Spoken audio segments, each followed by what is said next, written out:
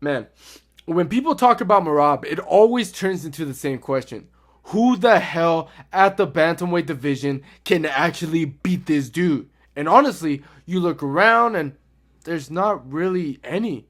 Most guys either get drowned by the pace or they just don't have the tools to make them uncomfortable. But there is one guy, and that guy happens to be facing Merab next. And that's Cory Sandhagen, okay? Now, on paper, he's the one guy that makes you stop and think. I'm not saying for sure he beats Merab, but if you're looking at styles, he's probably got the best chance. You see, I ain't gonna lie. Corey's not just some tall striker, throwing volume. He's sneaky though. He's long. He's awkward. He's got that submission threat too. If Merab shoots in sloppy or leaves a scramble open, Corey can jump on the choke, take the back, threaten something quick. Like, that's not something Merab's been dealing with against typical guys he's running through. And that's why people circle this fight. Merab is all grind, all control, and Corey's the guy who can flip a boring wrestling exchange into like a war.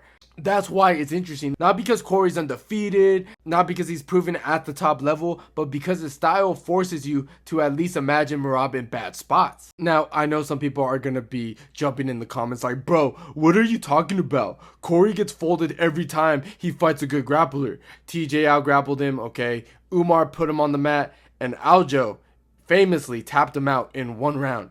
He's not that guy. And yeah, on paper, those points sound brutal because it's the truth. But if you actually watch the fight, not just the highlight reels, you can see the progression. You can see where Corey made mistakes, but you can also see the adjustments he's been making ever since. Like, let's go all the way back to the Aljo fight. People love to bring that one up like it's the nail in the coffin. Oh, Corey's got no ground game. Aljo strangled him in one round. But you got to understand how that happened. Corey came out too loose, too casual, and he gave up his back way too early. He didn't respect the scramble the way that you have to against a guy like Sterling, who's a backpack specialist. Once Aljo got you like that, it's basically over. And it wasn't that Corey had zero grappling. It's that his awareness and urgency in those situations weren't sharp yet. He let Aljo dictate the position. And yeah, that's the moment people freeze frame and call him exposed. But since then, he hasn't been caught in that same way. He clearly tightened that part of his game. Then you got the Yan fight, another loss on the record. And people like to say, see, Corey can't win when it matters, but you gotta put some respect on the context. Corey fought Yan on short notice against a guy that was basically a Terminator in his prime. Corey was hanging in there, landing clean shots, using movements, making Yan work. He didn't get blown out. He lost, yeah, but he showed it could be competitive against arguably the scariest striker in the division. You can't just throw him away like it means nothing. Then you go to TJ. That fight actually drives me freaking nuts because honestly, Corey should have won that fight. He damn near blew TJ's knee out with that heel hook in the first round, okay? TJ even admitted later on that it popped. The dude was hobbling around, clearly hurt, and somehow the judges still gave him the split decision off the control time and I guess the optics, Even though Corey was the one that was landing more damage, he had the bigger moments, and it still didn't matter. That's not a fight where you go, oh, Corey got exposed. That's a fight where you go, man, if he just pressed a little more, or if the judges weren't blind, he's walking out there with a huge win. And that's the thing with Corey. Even in the fight he lost, like TJ or Yan, he never really been outclassed. He's always right there, making the top guys look human. The margin at the very top are razor thin. Let's just say how it is, okay? And sometimes the scoring just doesn't break your way. But you don't leave those fights doubting Corey. You leave realizing he's just one small adjustment away from beating anybody. And then there's Umar. This is the most recent example, and everyone loves to use it because Umar was the undefeated, who people thought he was untouchable. Let's just say it. Yeah, Umar got his takedowns, but go back and you actually watch the fight. Corey wasn't just laying there. He was attacking from his back, throwing leg locks, consistently creating motions. He was defending, fighting the whole time. He was not just accepting position. And that's the difference between Corey, who fought Aljo, and Corey, who fought Umar. Against Aljo, he froze, gave his back, he got strangled.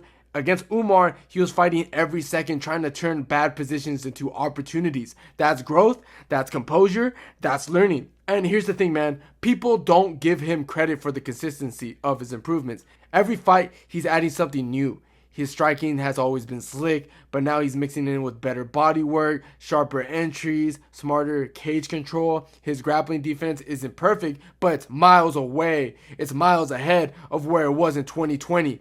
He's not panicking under pressure anymore. He's trying to punish you for every attempt to smother him. So yeah, the record shows some L's, but if you're paying attention, those losses tell the story of a guy who's leveling up every time he steps in the cage. Yes, he got choked once. Never happened again. He got edged in the striking battle with Jan, but then he proved he can go 5 hard rounds with an elite boxer. He fought TJ, who had one leg and got robbed, but the performance itself was damn good. Even with Umar, a fight where people expected him to get mauled, he showed some dangerous everywhere, even off his back. That's why I keep saying Cory's a problem for Merab. He's not the same guy Aljo backpacked years ago. He's more experienced, he's more composed, and he's adding layers to his game. You can nitpick the past all you want, but if you look at the trajectory, it's obvious the dude is getting better. So here's where I'm at. Don't expect Merab just to come in with that old school game, where he's spamming 30 takedowns in a round like a madman. Those days are kind of shifting. Against Cory, you can't shoot recklessly because there's guillotines waiting, there's flying knees waiting, there's triangle chokes waiting. Cory's going to have those traps set every time Merab tries to level change. What I think we'll see in this new version of Merab, the one that we saw against Sean O'Malley, more patient, more measured, not just diving for single non-stops. He's smarter, and that actually makes him scary because if Merab's mixing in patience with that gas tank, now you're dealing with a guy who doesn't burn himself out, who picks better spots, who can still muscle you around, but with cleaner setups. And honestly, dude, Merab might just be faster than Cory in the pocket. I know Cory's got the length, the reach, but dude, his inside boxing, I actually leave Merab there. He's sharper on those combos, and he doesn't waste motion. And we've seen Cory get touched up when guys cut the cage.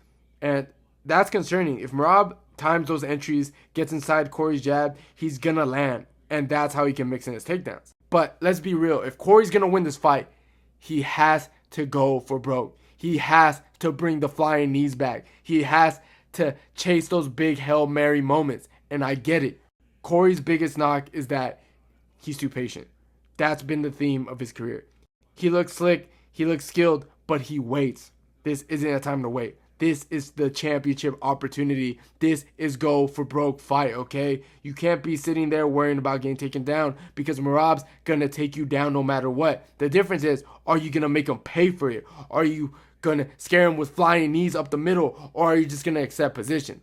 And that's what it really comes down to, okay? Cory's got the tools to make Merab uncomfortable, in my opinion. The length, the size, the subs, the chaos, but he can't sit back and try to edge rounds. That's not going to cut it here. If he plays it too safe, Merab's just going to lean on him, muscle him around, rack up control time, and suddenly it turns into one of those fights where hardcore fans are screaming about tactics, but casuals are asleep by round 3, okay? So at some point, Merab's physicality, the clinch, the work, the trips, the mat returns, they're going to start adding up. He doesn't need to dominate every second. He just needs to wear on Cory, slow him down, and use that as his strength in that moment. That's where the fight can tilt back to his weight. And another thing, people forget just how much ground Merab covers just to get to Cory's hips. Cory's almost 6 foot tall at bantamweight with that long reach. So every shot attempt is like running through a minefield. He's got to eat jabs, slip knees, deal with that length before he can even get a grip. That's not the same as shooting on a stocky 5'6" guy. It's a different challenge. And that's where Cory has to make him pay to capitalize in this fight. Now, I know some people are going to say, yeah, but Sean was long too. And look what happened. Merab walked him down, ragdolled him. That's fair, okay? But the difference, Sean's a sniper. He's all about clean, accurate shots. Cory's game is way more messier. He can throw volume, flying knees, spinning stuff, and elbows. He can create chaos. That's just the thing though. He just needs to pull the trigger. But all this is easier said than done though. Merab's pace, his pressure, his strengths, those aren't just buzzwords. They're exact reasons he's going to turn so many high-level bantamweights into highlight reels of frustrations. He doesn't slow down, he doesn't give you a break, and he forces guys to fight at a speed that not many are comfortable with. That's why so many people are picking him without hesitation. But do not count out Cory Sandhagen. In my opinion, he can be dangerous. He could be unpredictable. and crafty too. All it takes is one opening, one scramble, one flying knee, one choke attempt in a scramble, and the whole fight can flip.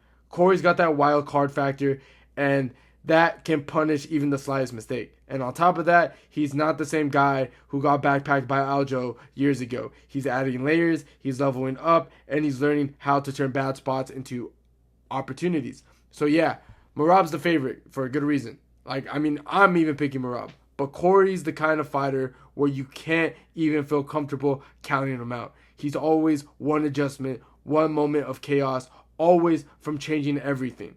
And that's what makes this fight so compelling. But, let's be real, Merab's probably going to win.